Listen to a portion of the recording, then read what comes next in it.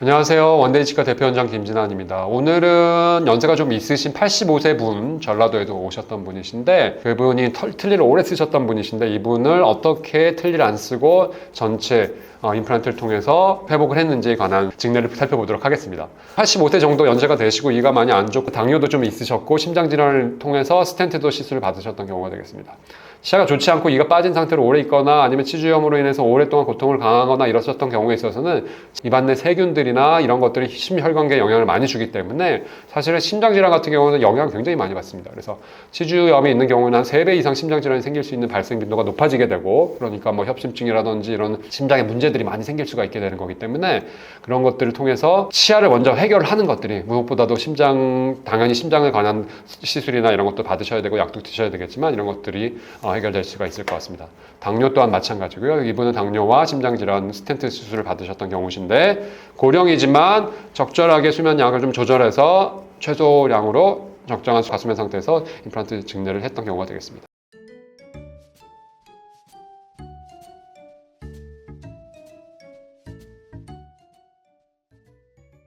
트리 사진을 보시게 되면 트리를 오래 쓰셔서 잇몸 뼈들이 다 주저앉아 있는 이쪽이 신경관이 되겠습니다. 신경관이 아래쪽에는 이제 아래쪽 입술이나 턱의 감각을 지배하는 신경이 이렇게 되게 되는데 위쪽으로 뼈들이 이만큼 있었던 것들이 내려간 것이기 때문에 이 어금니 쪽의 뼈를 이쪽 신경관 가까운 곳에서 이만큼 뼈를 올리는 것들은 현실적으로 불가능하다고 볼 수 있습니다. 위쪽 같은 경우도 잇몸 뼈들은 다 내려가 있고 턱뼈들이 뭐 남아 있는 거죠. 코가 여기가 되겠고 상악동 부분이 이쪽이 되겠습니다. 틀니를 오랫동안 쓰셨는데 이제 연세도 드시고 하니까 잇몸이 많이 주저앉고 하니까 틀니를 쓰기가 힘드신 거죠. 그래서 식사하기에 많이 불편하시고 고기 같은 걸 드시기에 좀 불편하시고 잇몸이 아주 튼튼하고 좋은 경우는 틀니라도 잘 쓰시는 분들이 많습니다. 그래서 젊을 때는 상관없지만 이렇게 몇십 년, 30년, 40년 틀니 쓰시게 되면 잇몸뼈가 완전히 주저앉으니까 그 위에 틀니를 얹어서 사용한다는 것 자체가 많이 불편하시죠. 오랫동안 틀니를 쓰셨던 분들은 어느 정도 적응해서 쓸 수 있겠지만 아무래도 임플란트나 이런 것들에 비해서는 드실 수 있는 음식에 제약이 좀 있으시고 아무래도 불편감이 좀 있으시겠죠. 그래서 연세가 좀 있으신 뭐 고령의 환자분들 뭐 80세 이상 뭐 이런 분들이 7, 80세 이상 되신 분들이 틀니 쓰시다가 임플란트로 바꾸는 경우들이 많이 있습니다. 틀니를 제거하고 났을 때 잇몸 상태가 되겠고요. 이쪽에는 뿌리 같은 것들이 조금 남아있게 되겠고 남아있는 뼈들이 이제 U자 형태로 남아있는 것을 볼 수 있습니다. 이렇게 어금니 쪽에는 그래도 이렇게 뼈들이 좀 두껍게 돼 있잖아요. 근데 앞쪽 같은 경우는 틀니를 오게 쓰게 되면 이제 뼈들이 굉장히 얇아져 있고 부분까지도 원래는 이만큼 있었어야 되는 잇몸들이 이렇게 뒤로 물러나서 흡수가 되어 있는 것들을 볼 수 있습니다. 아래쪽에 잇몸 뼈들이 되겠고요. 오랫동안 틀니 쓰셔서 남아있는 이 치조제라고 하는 리치 자체도 많이 얇아져 있고 많이 낮아져 있는 것들을 볼 수 있습니다. 틀니를 꼈을 때 측면에서 바라봤을 때 상태고 뭐 이 치아 형태로만 봤을 때 뭐 틀니가 잘 맞는지 아닌지는 알 수가 없고 내면 상태가 어떤지가 더 중요하겠고요.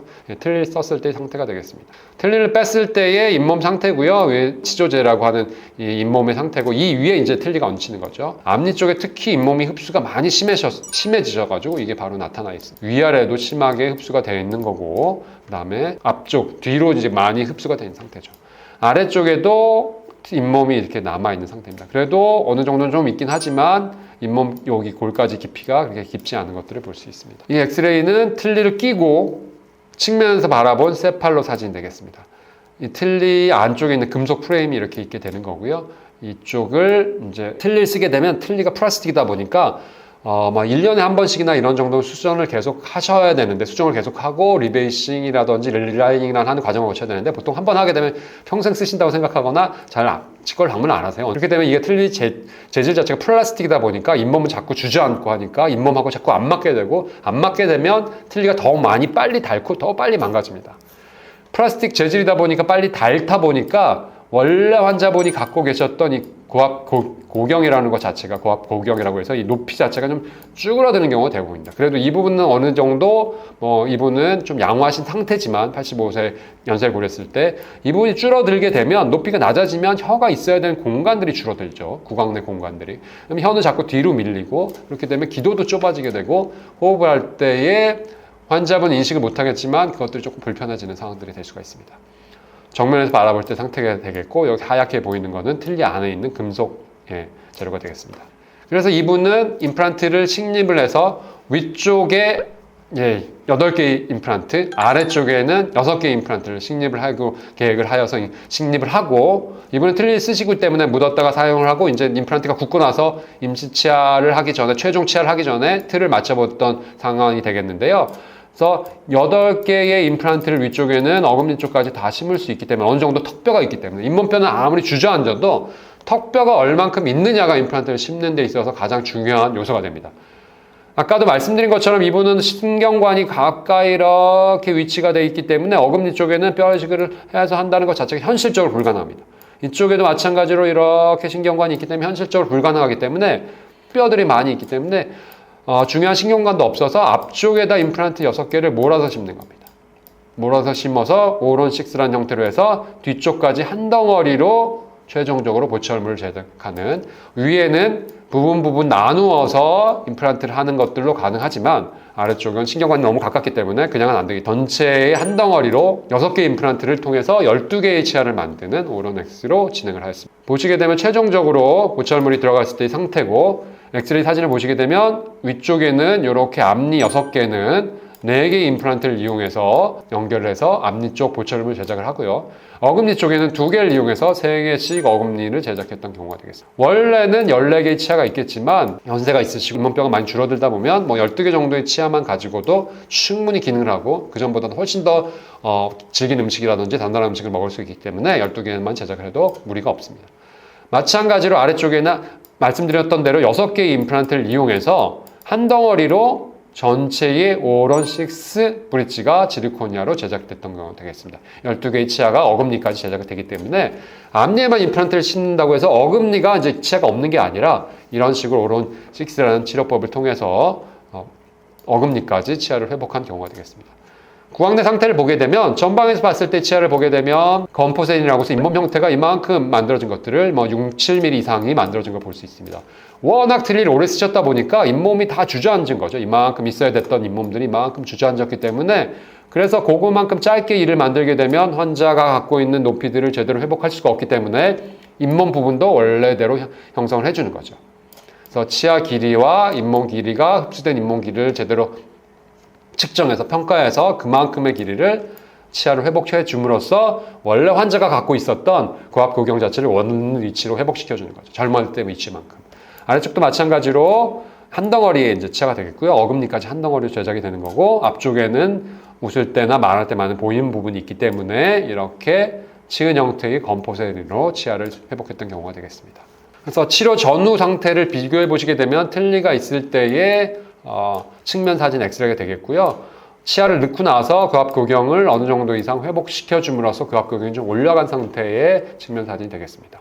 구강내 상태를 보시게 되면 말씀드렸던 것처럼 위쪽은 3등분으로 되어서 앞니 쪽 지르코니아 전체 6개의 치아가 들어가게 되겠고, 어금니는 3개씩, 양쪽으로 3개씩 6개의 치아를 회복시켜준 경우가 되겠습니다. 아래쪽은 오론 X, 오론 6 브릿지가 되기 때문에 앞쪽에 6개의 임플란트가 있는 부분을 통해서 12개의 치아들이 한 덩어리로 예쁘고 가지런하게 만들어진 것을 어금니까지 된 것들을 볼 수가 있습니다.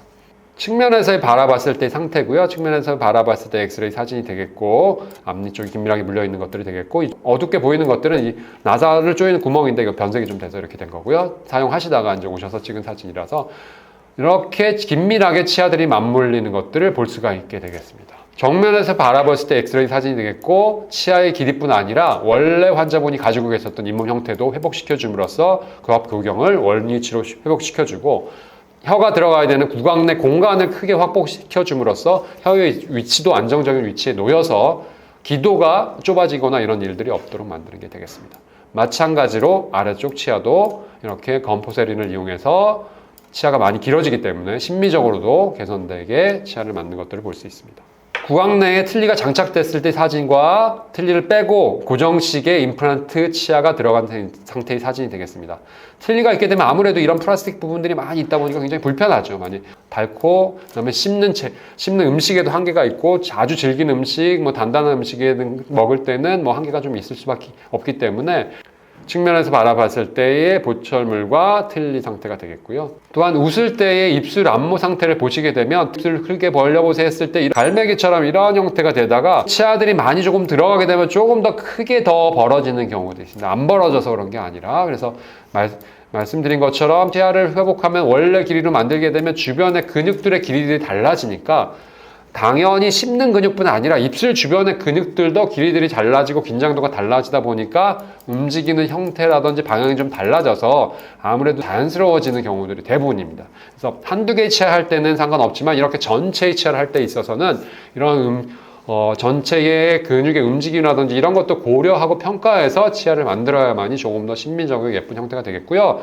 그 전에 비해서 보이는 치아의 개수들도 훨씬 더 많이 늘어나기 때문에 훨씬 더 젊어지는 상태로 회복되는 것들을 볼 수가 있습니다. 그래서 틀니를 하셨다가 전체 이렇게 임플란트를 하시게 되면 단순히 씹는 기능뿐 아니라 심미적으로도 보기에도 훨씬 더 좋아지고 그 외에 호흡이라든지 이런 것들도 조금 더 개선이 될 수가 있는 상태들이 되기 때문에 전체 건강에도 많은 개선을 시켜드리고 영향을 줄 수 있기 때문에 안 좋은 상태로 오래 계시고 틀니가 좀 있거나 하신 분들은 그나마 나으시지만 틀니가 없으신 분들은 하루빨리 전체 임플란트를 하셔서 회복시키는 게 무엇보다 중요하겠고요. 이분처럼 85세 이상으로 고령이셔서 임플란트를 못한다 이렇게 생각하시는 분이 계실 수 있지만 오런6 이런 형태의 특수한 형태의 보철물을 통해서 전체 임플란트로 회복이 가능하시니까 주저하지 마시고 전체 치아를 수복하시기를 당부드립니다. 감사합니다.